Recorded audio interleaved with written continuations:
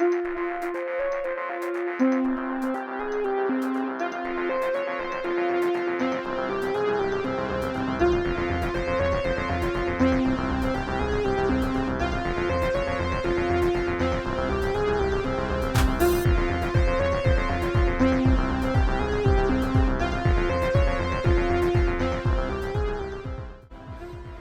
I had to escape into the side room because you know how sometimes people blast annoyingly sad and depressing music when you're trying to work out? Yeah, anyways. So it's interesting. I was thinking about Roman Catholicism, big surprise, and Molinists, people who hold to middle knowledge, people like William Lane Craig, Frank Turk, and Warren McGrew, right, the Mr. Idol killer. And I've noticed quite the similarity and trend between the two. And obviously, there's a reason for that. You can see I set up here. Okay, nice hair I got going on here. It's 5 o'clock, Sunday morning. So obviously, Molinists and Roman Catholics have a lot in common, right? Because Molina was a Catholic and he was rebelling against, well, the Protestant Reformation, right? The Protestants were rebelling against Rome. The Reformation had started, it was in the 16th century. And Rome and Molina were trying to combat the Protestant Reformation. And it's just so, well, frustrating is not the word that captures it exactly, but it is very frustrating to see people like Mr. Warren McGrew, and I'm just using him because I see him just embodying, you know, the typical layman's version of Molinism, right? I mean, obviously he would hold to something similar as William Lane Craig. Mr. McGrew considers himself a neo-Molinist. Frank Turk and William Lane Craig consider themselves Molinists. And it's just interesting to see, and it was just very enlightening to see. We'll talk about William Lane Craig for a minute. It was interesting to see him admit on Justin Brierley, I think is his name, his program. And William Lane Craig finally admitted, at least, the issue that Catholics have with Molinists, or with people that hold to any version of middle knowledge. And that's the idea that God is not in control. God does not have the final say. He is not sovereign. God can only do the best that he can with what he has been given.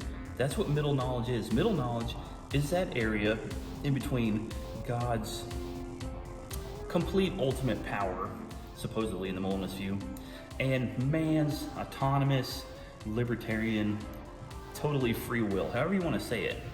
And William Lane Craig said, and has said in the past, but he was just very candid about this one, and it was nice to see him finally put it out, is that God isn't ultimately in control because man has free will outside of God's control, because the universe is just where God has created the most optimal outcome.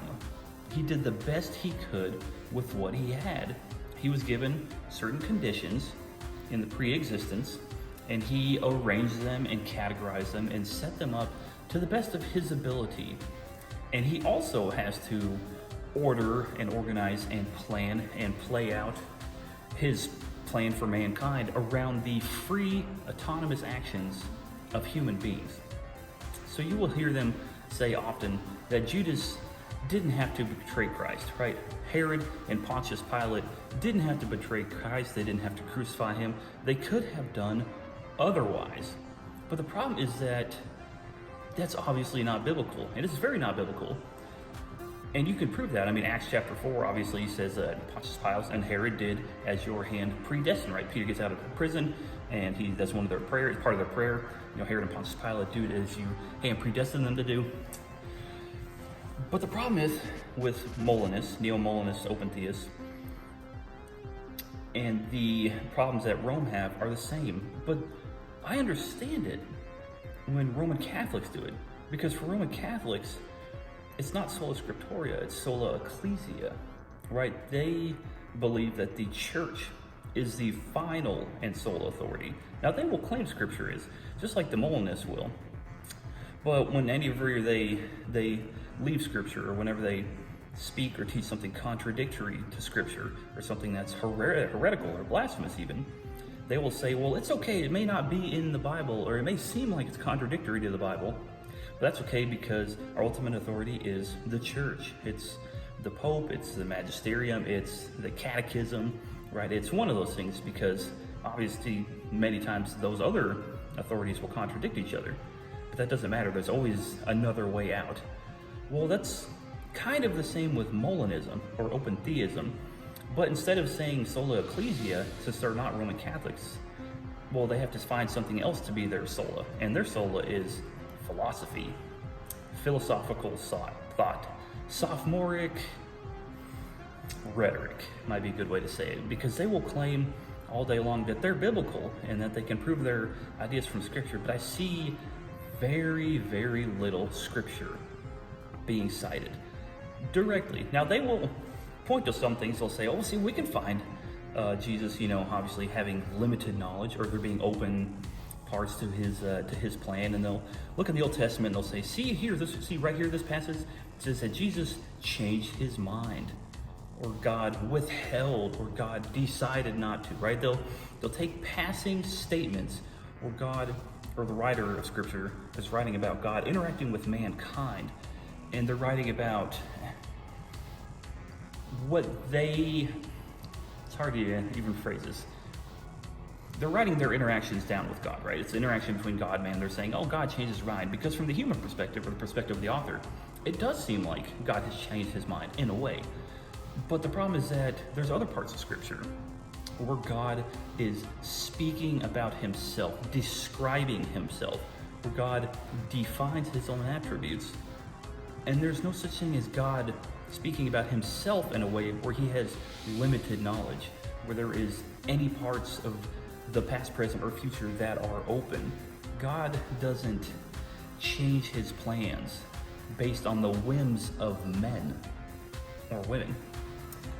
So what they'll do is they'll look at subjective or passing statements, base their theology on those statements, and interpret the clear, objective, didactic, that's probably a word, it's teaching of Scripture where God describes himself, his own attributes, and the way that he thinks of himself. And the problem is that those two things are at tension, they're at war with each other.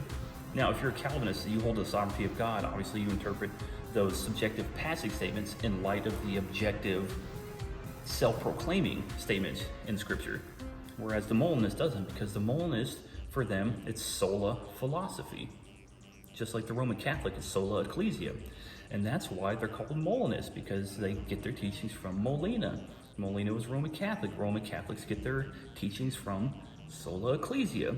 So while the Molinist, neo-Molinist, open theist, even some Arminians want to claim that they're biblical, the problem is that they start with their foundation. Their foundation comes from a Roman Catholic, and Roman Catholicism is at war with Christianity. You see the problem? So their starting position isn't Scripture. Their starting position is Molina, a 16th century Roman Catholic. And so that's where the problem is, and that's where the tension is, and that's why it's so frustrating to see William Lane Craig and Frank Turk and Warren McGrew and other people online speak about middle knowledge, and just it's so frustrating to see them attack God's sovereignty, because you don't want to violate the will of man. And I know some people will argue against that and say they don't do that. Well, let me play a clip. This is from William Lane Craig's Defenders series, and this is in his intro. It's around 2 to 3 minutes in, and this is the beginning, and he's going to plainly state what I just said, but in a much more philosophical way. So let me go ahead and put this up, and we'll continue with the workout. We'll speak more on this, but this is William Lane Craig's own words, and this is the reason why Molinists believe God can't be sovereign, because man's free will is ultimate. We've been talking about divine omniscience, God's being all-knowing, and in the last class, we raised a problem that is occasioned by God's knowledge of the future. If God foreknows everything that happens, including our choices, then are we really free to do otherwise than as God foreknows we shall do? In other words, does God's foreknowledge imply a kind of theological fatalism about the future, that everything that happens happens necessarily? And I argue that that conclusion does not follow, so long as we keep clear the distinction between the chronological priority of God's knowledge to the event foreknown, but the logical or explanatory priority of the event foreknown to God's knowledge. God's knowledge does not determine the event. If we use the language of determine, we would say that the event determines what God foreknows. So when Judas' betrayal was predicted by Jesus, Judas had the ability not to betray Jesus. He did not have to do it. But if he had chosen not to betray Jesus, then God would have foreknown that instead, and Jesus would not have predicted it.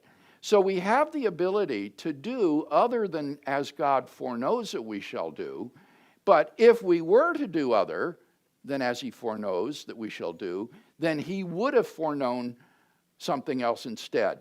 And so long as we keep that distinction between chronological and logical priority clear, I think we can see that God's foreknowing the future doesn't in any way threaten human freedom. I think we can see that God's foreknowing the future doesn't in any way threaten human freedom.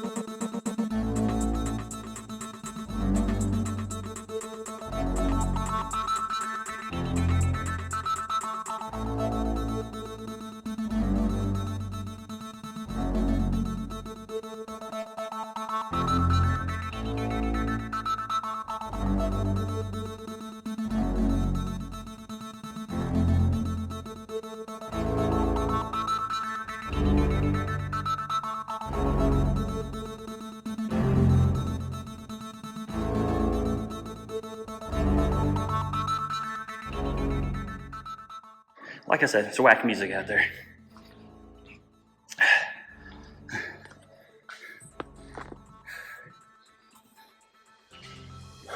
That's a little heavier than I usually go. So we got some reps in. I'm gonna do a few more things, burn out.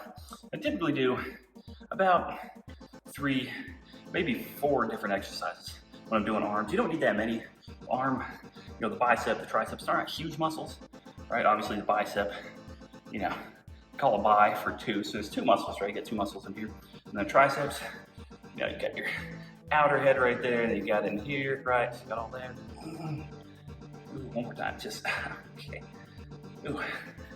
By the way, that's how all the bodybuilders do it, right? When they take pictures, you're like, oh my gosh, they're so swole.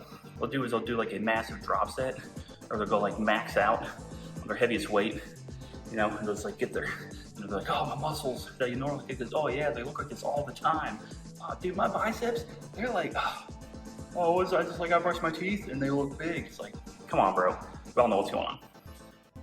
Anyways, besides that, yeah, so got a couple of sets of biceps in, did some tricep stuff. We're gonna do some more. Well, let's continue on with the idea of the connection between Roman Catholicism and Molinism or middle knowledge. And I already said this, but I kind of want to stress it again, is that if you get rid of God's sovereignty, something else has to take its place. Now, for Roman Catholicism, and especially for Molinism, people who hold the middle knowledge, I think well, I hate to say it's worse, because Roman Catholicism that's just pretty bad.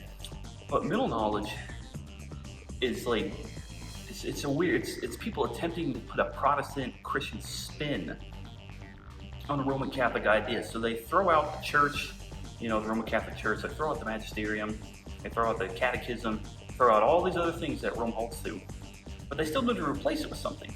And they can't replace it with scripture unless they're using, like I mentioned earlier, subjective, out of context, passing phrases in scripture. So what do they replace it with? The autonomous will of mankind.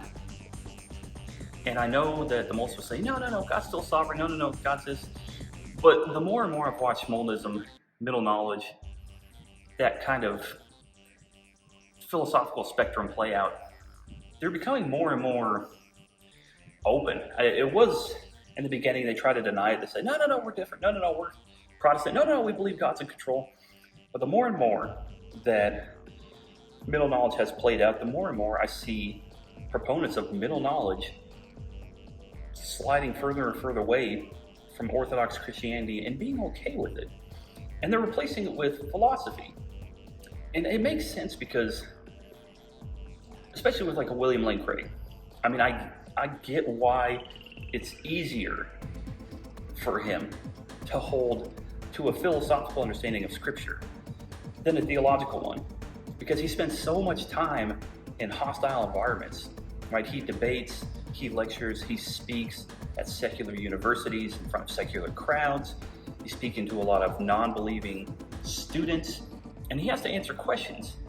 And if you're speaking to a group of carnal, unregenerate, unrepentant human beings, what's going to be easier? It's going to be easier to sell to say, well, God, he doesn't really, pick who he wants to let into his kingdom. He doesn't discriminate, or God's not really evil. He doesn't actually send people to hell. Or God doesn't, inflict his judgment and wrath on people. No, see, what God did is he's really just like a bro, right? He's just trying to do the best with what he's been giving. He's got a set of circumstances like all of us. It's almost like God's like you and me. And he just, he takes lemons and makes lemonade. He does the best he can with what he has. Now, obviously, he'll dress it up in philosophical language, and so will all the other Molinist, open theists, middle knowledge proponents. They'll dress it up, and it sounds good, and it's an easier sell. I mean, if you're speaking to a student at Berkeley, right, like you're at UC Berkeley, right, or UC Berkeley, as it's been called, and you're speaking to an extremely hostile, obviously militant atheist crowd, and you go up in there preaching the sovereign God of Scripture who judges whom he wills, who hardened Pharaoh's heart. If you preach the God of Romans 8, 9, and 10, you're going to get a lot of boos, you're going to get a lot of anger, you're going to get a lot of yells, you're going to get a lot of unregenerate people's hate. But if you go up in there and you say, God, he's really a good guy. God has tried to maximize the counterfactuals that he has been given, or that he's just trying to create the maximum positive outcome, right? And use all this philosophical, mathematical language a lot of times. It sounds good, and he's just trying to extract the, now I'm trying to talk like a mathematician and I'm way not, right? He's trying to extract the maximum good and produce the best net positive that he can with what he's been given. That sounds good. It's an easier sell, and I mean, students are, unregenerate people, and students are still going to be hostile to Christianity, but it seems less hostile. And you can seem like you find a common ground. And it's easier to find common ground with Roman Catholics, I remember, and I did a video on it. I think I titled it Frank Turek's knowledge of Roman Catholicism is ridiculous or it's unacceptable, something like that. And Frank Turk pretty much was speaking to a lady who was asking about, I think, her mother, and her mother was dying and she wanted a priest, and Frank Turk more or less said, hey, it's fine, I mean, she might have different theology than me, but if she wants a priest, get her a priest, right? It's neither here nor there. Why is he so apathetic towards Roman Catholicism and a priest and their theology? Well, because he's a Molin. He holds the middle knowledge, Molina, being a Roman Catholic, right? So you see the problem here? There's a reason the Protestant Reformation happened. There is a reason, and proponents of middle knowledge have an extremely ignorant view of the Protestant Reformation, of the Reformers, of Luther and Zwingli and Calvin, and everything that went on in the 16th century. And they have adopted a Roman Catholic presuppositional foundation to start with. But you can't do that, right? You understand? It'd be like if after World War II, we were like, yeah, I know that Hitler and the Nazis, and the axis of evil, I know those people were bad people. But the swastika's not that bad. I mean, yeah, they did some bad stuff, but that's not horrible. And Hitler had some good ideas, and his ideology wasn't that bad. So we'll just take some of Hitler's ideology and maybe take a little bit of swastika here and a little bit of that ideology here, and maybe some of those occultic practices that Hitler was rumored to have, and maybe we'll kind of keep some of the, we won't wear the same uniforms, but we'll take some of his ideas and we'll kind of smush them together with American patriotism, and capitalism, and freedom. And then, we'll just kind of like work both sides, and if we encounter the Nazis in the future, wow, they weren't that bad. I mean, I'm an American, but, the Nazis, yeah, they did some bad stuff, but, it's not horrible. Well, I mean, Roman Catholics, Inquisition, persecution, murdering, thumbscrew, torture, right? So you can't pick and choose from a system like that Christianity broke from and tried to make a mesh. We're not part of the ecumenical movement, right? We shouldn't be. We don't borrow from Rome because we don't need anything from Rome. We don't borrow from paganism because we don't need anything from paganism. We don't take philosophical ideas created by a person who's part of a heretical, blasphemous, damning system and incorporate it into our own. It doesn't work. If you can't find your theological, philosophical foundations in Scripture and prove them from Scripture, then you're not biblical, teaching heresy. And if you ignore all the objective, self-describing statements in Scripture and use subjective passing ones to bolster your philosophical idea and shove it into Scripture, well, then you're wrong. That's all there is to it. All right, guys, thanks for stopping by. I hope you liked this. It was Arm Day. Arm Day is always a good day. Did a little bit of rambling there, talked about Rome and middle knowledge and the connection between the two, and the fact that I don't think people who hold the middle knowledge can prove their ideas from Scripture using total Scripture. Totus Scriptura. I don't know Latin, whatever. All right, we'll see you later, guys.